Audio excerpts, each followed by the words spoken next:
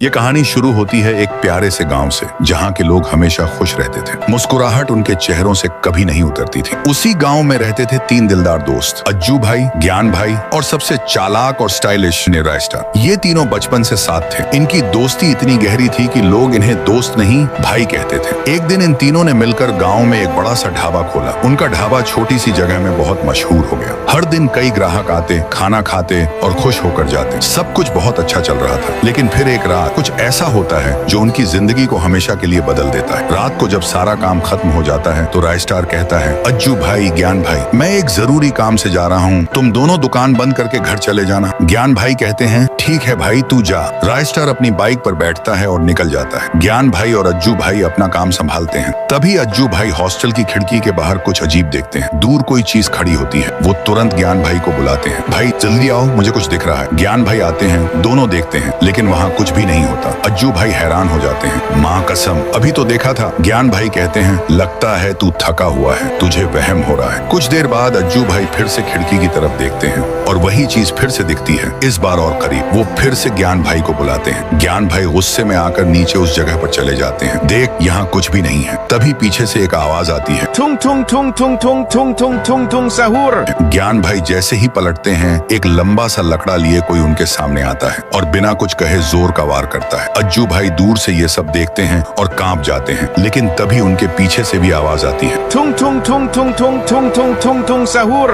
वो पलटते हैं तो देखते हैं तीन लंबा लकड़ा उनके सामने खड़े हैं, आंखों में गुस्सा। अज्जू भाई अपनी जान की भीख मांगते हैं, लेकिन कोई सुनने वाला नहीं था। अगली सुबह जब लोग ढाबे पर आते हैं तो देखते हैं अज्जू भाई और ज्ञान भाई की लाशें ढाबे की छत से लटकी हुई हैं। राय स्टार को बुलाया जाता है। जैसे ही वो ढाबे पर पहुंचता है, अपने भाइयों की हालत देखकर टूट जाता है। ये किसने किया मेरे भाई जैसे दोस्तों के साथ? तभी गांव का एक बुजुर्ग आता है, कहता है, मैंने पहले ही कहा था रात के वक्त यहाँ मत रुकना, लेकिन तूने नहीं सुना। राय स्टार समझ जाता है ये कोई आम मौत नहीं थी। उसी रात राय स्टार फैसला करता है कि वो इस राज का पर्दाफाश करके रहेगा। रात के 2 बजे जब पूरा गांव अंधेरे में डूबा होता है, राय स्टार अपने ढाबे में छिप जाता है। तभी उसे जंगल की तरफ कुछ लोग जाते हुए दिखाई देते हैं। राय स्टार समझ जाता है यही है वो बल्ला उठाता है और उनके पीछे दौड़ पड़ता है, लेकिन जैसे ही पास पहुंचता है, तीनों लोग अचानक गायब हो जाते हैं। तभी पीछे से एक आवाज आती है, थुंग थुंग थुंग थुंग थुंग थुंग थुंग थुंग थुंग सहूर।